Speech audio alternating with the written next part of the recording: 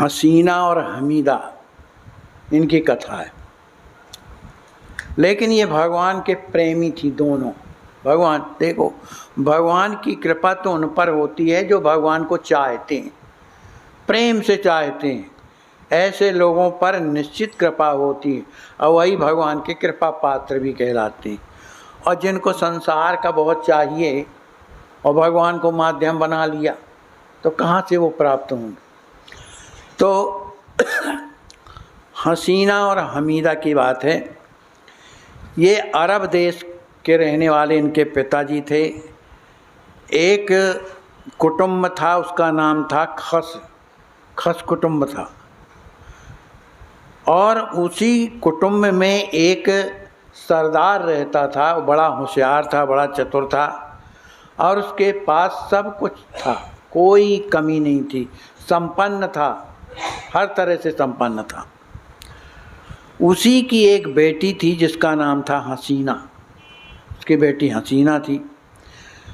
वह बालिका बड़ी ही सुंदर सुशील स्वभाव की थी, मधुर भाषणी थी, बड़े प्रेम से बात करती थी सबसे। और हसीना की एक जो सखी थी जिसका नाम था हमीदा, ये दोनों साथ साथ रहा करती थी।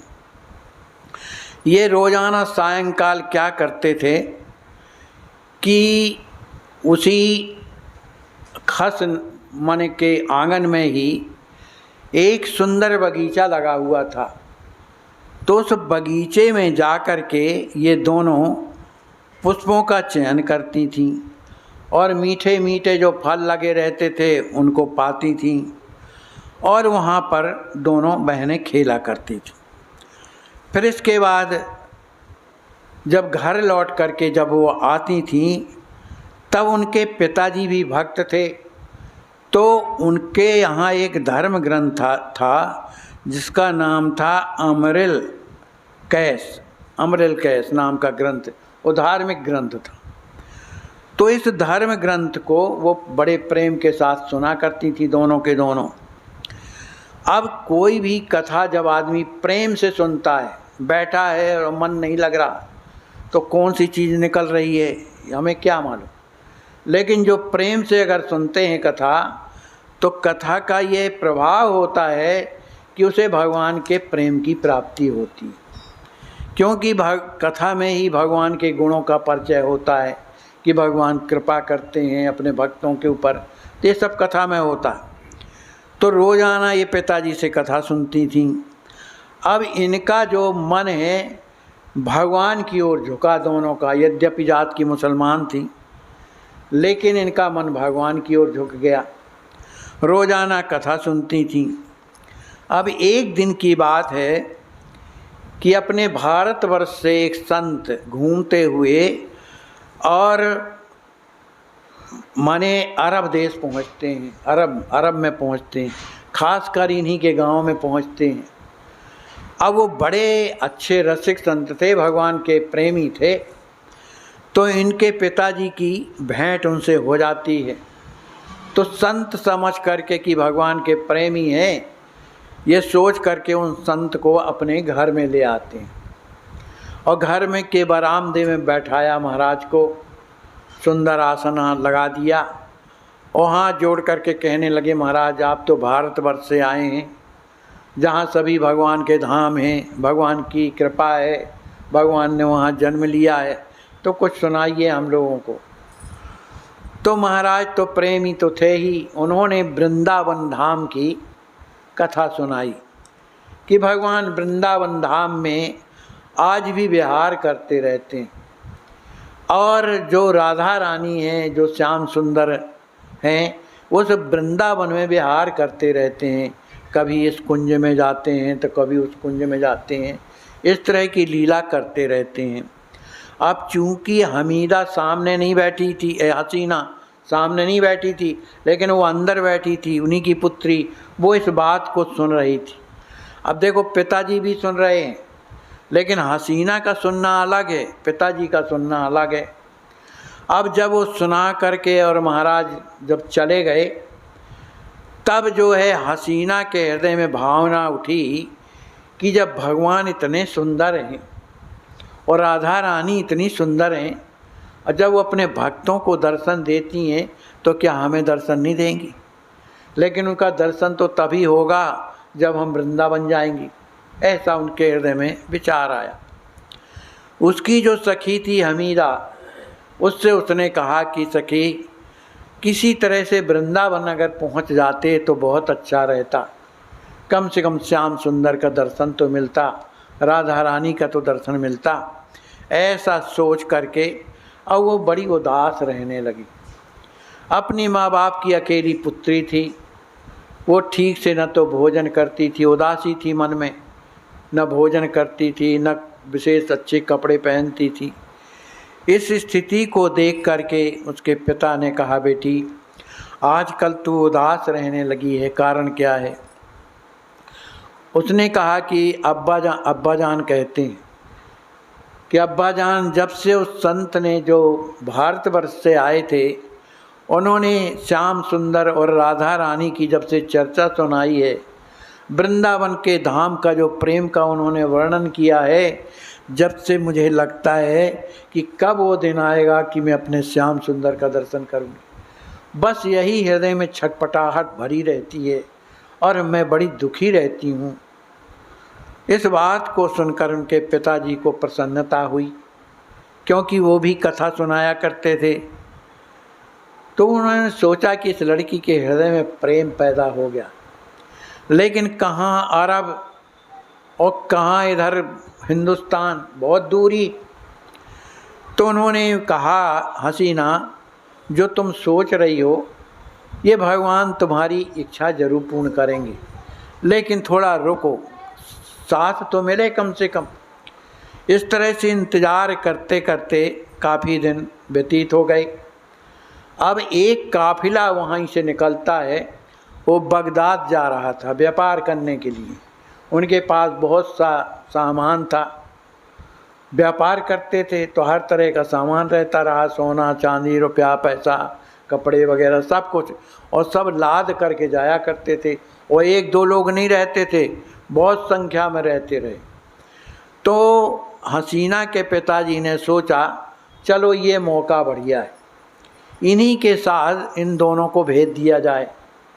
तो उन्होंने अपने एक लड़का था तो उसको बुलाया, कहा बेटा तुमको अपनी बहन के साथ में वृंदावन जाना है।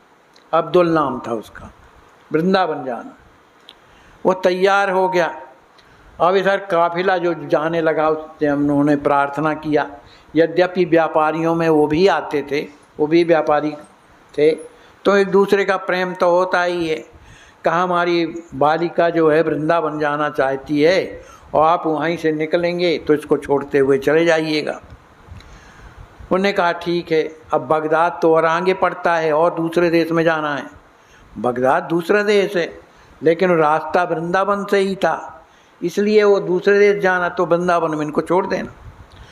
अब ये काफिला जब चला, उनके साथ में हसीना हमीदा दोनों और उनका भाई जो अब्दुल है वो साथ में हो गए। सामान रख लिया रास्ते का।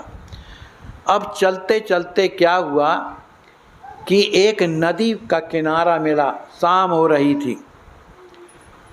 रही थी, बढ़िया उधर पर मैदान भी था, जहाँ पर जो चीज़ माने ले जा रहे थे घोड़ों में ऊँटों में, वो सब वहाँ पर छोड़ दिया और बैठ गए।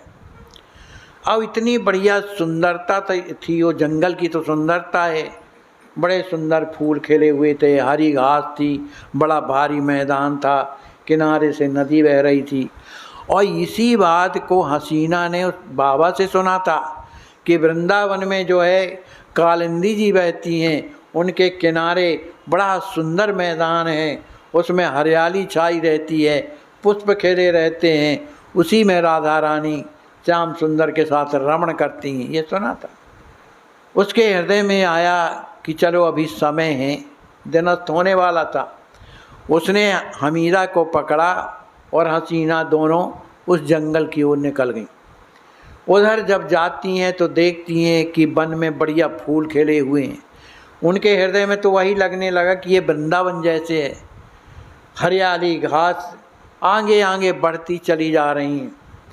और चिंतन किसका है कि ऐसे ही वृंदावन होगा, ऐसी ही हरियाली घास होगी और ऐसे ही फूल लगे होंगे जैसे इधर पर फूले हुए।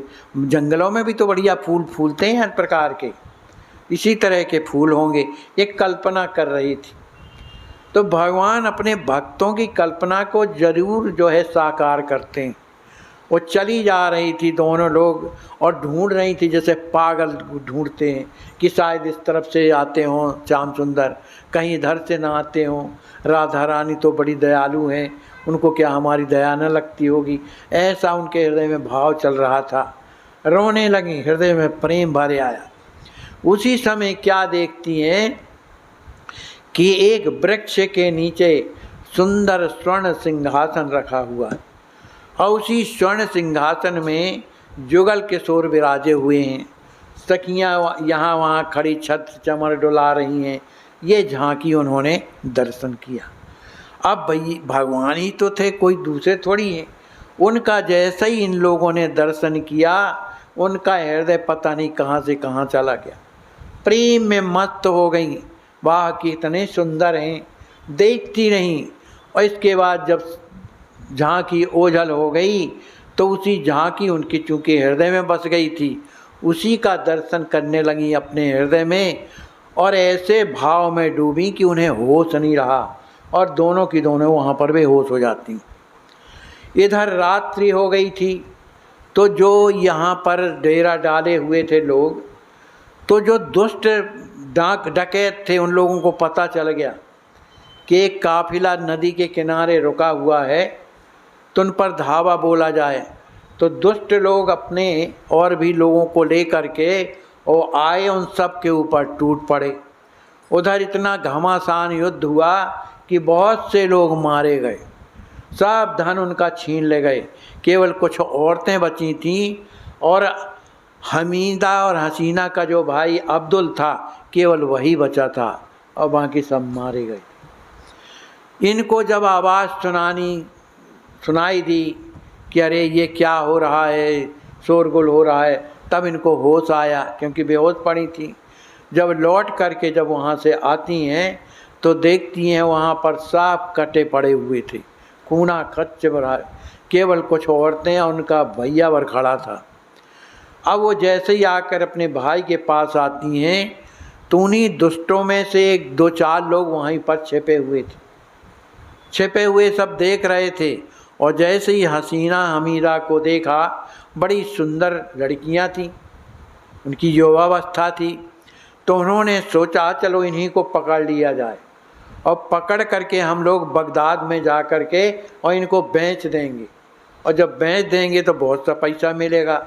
ऐसा सोच करके उन दोनों लड़कियों को पकड़ लिया उन लोगों ने। अब वो करें तो करें क्या, कुछ नहीं। आखिर बगदाद का रास्ता बहुत लंबा था। रास्ते में चलते चलते एक राज्य, किसी राजा का राज्य पड़ता है, वहाँ पर ये दोनों लड़कियाँ और दो चार जो डाकू थे वो वहाँ पर रुके। तो किसी तरह से हमीदा थोड़ी बुद्धिमान थी, उसने एक पत्र जो है वहाँ के खलीफा को लिख दिया।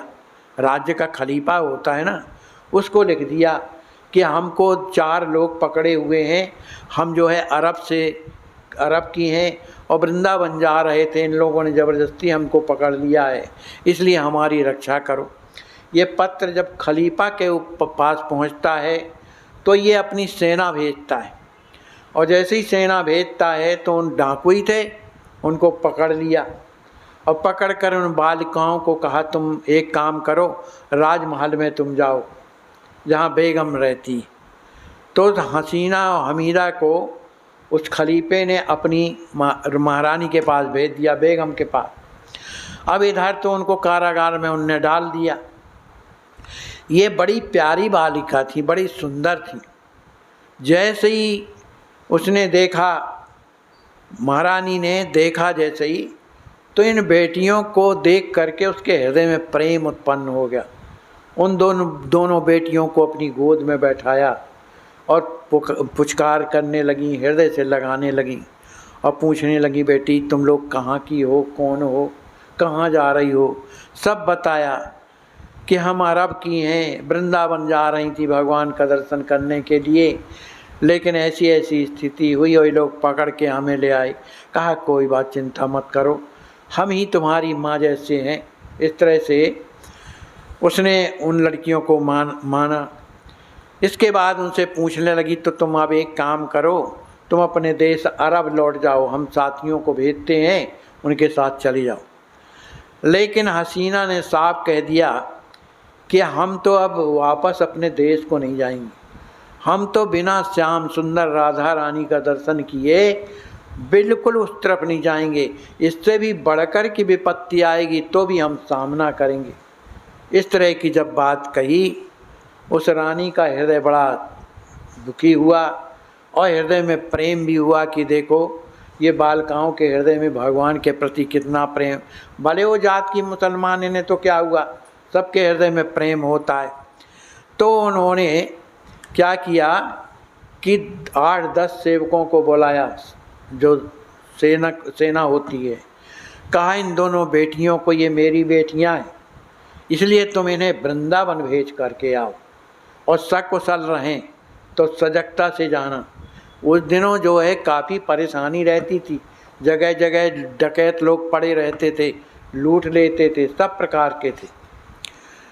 अब ये उनके साथ दे करके और कहा बेटियों तुम लोग जाओ और अपने वृंदावन में भगवान का दर्शन करो।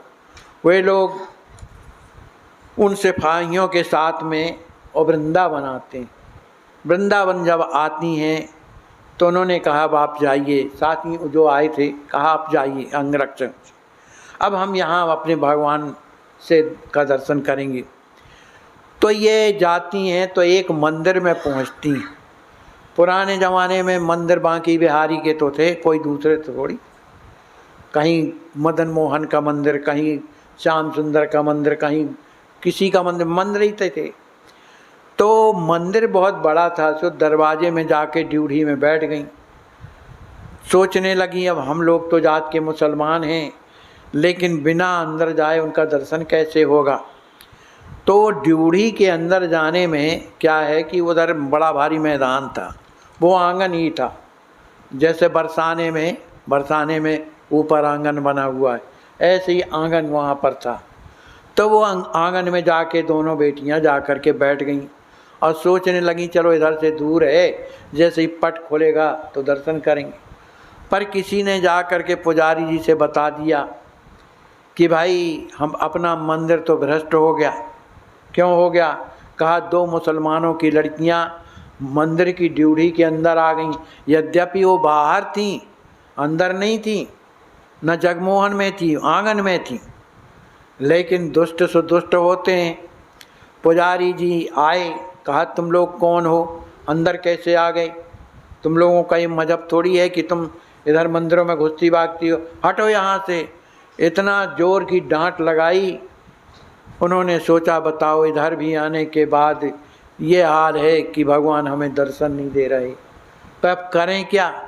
बड़ी दुखी हो गई, निकल गई मंदिर से। अब जब मैं निकल गई मंदिर तो सोचने लगी अब जाएं तो जाएं कहाँ।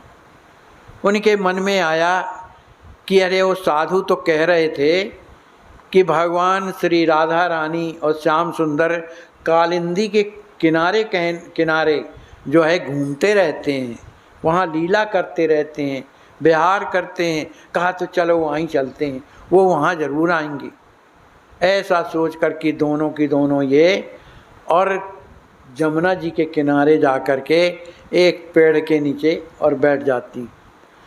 अब उन्हें ये होश नहीं है कि समय क्या है, रात्रि हो गई, बैठी हुई हैं सुनसान में बिल्कुल, उधर कोई नहीं है।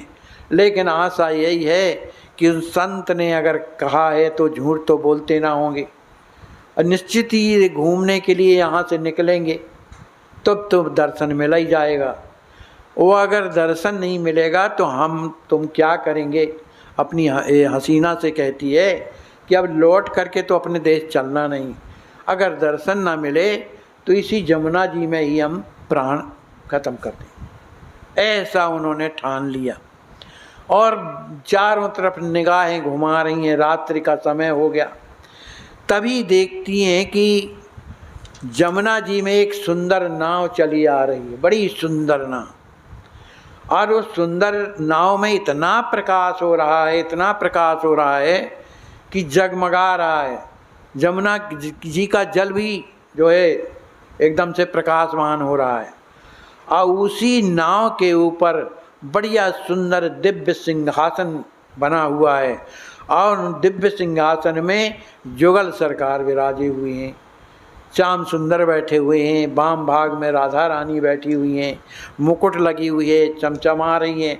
उनके अगल बगल में जो है दासियाँ खड़ी हुई हैं सेवा में, कोई चमर डुला रही, कोई पंखा चला रही हैं, इस तरह से कोई पीक दान लिए हुए, इस तरह जो है देखा। अब कहने लगी हो ना हो यही तो नहीं है।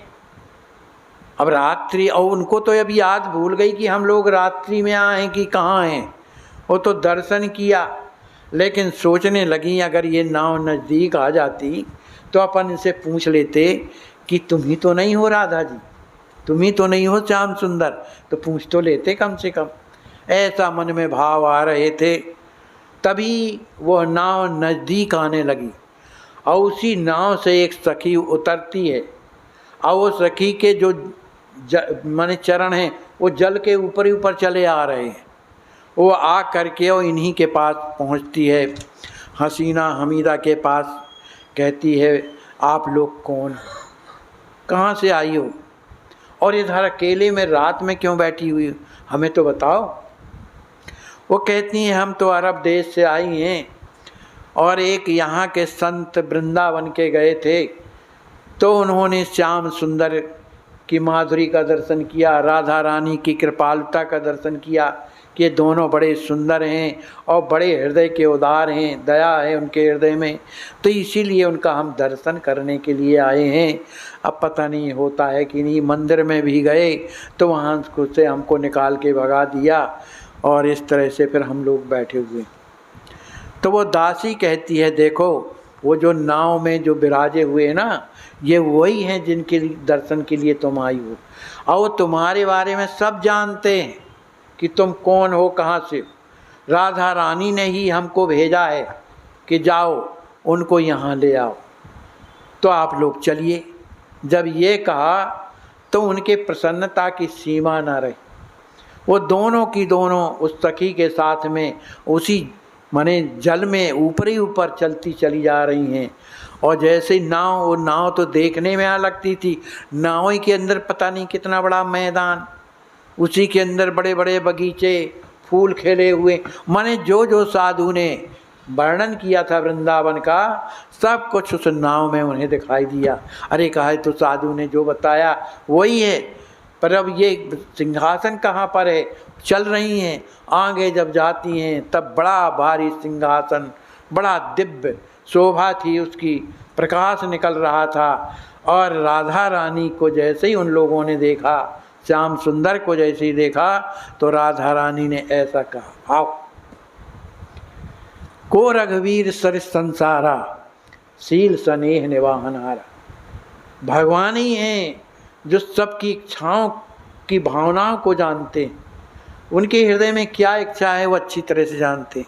राधा रानी ने बुलाया, और जैसे ही वो बेटियां जाती हैं राधा रानी के चरणों में पड़ जाती। राधा रानी बार बार उनके सिर को सहलाती हैं और कहती हैं देखो हम तुम्हारे कारण ही यहाँ आए, तुम जो है हमारा दर्शन करना चाहती रही ना, तो हम उसी मंदिर के हैं जहाँ से तुम्हें निकाल दिया गया था, उसी मंदिर के हैं, तो हम तुम्हारा पता लगाते हुए यहाँ आए, अब तुम दुखी मत हो। हैं ऐसा उन्हें सांत्वना दिया। और ये श्याम सुंदर हैं, उनका भी दर्शन किया, उनके भी चरणों में प्रणाम किया। और प्रणाम करने के बाद राधा रानी की कृपा मिली, श्याम सुंदर की कृपा मिली।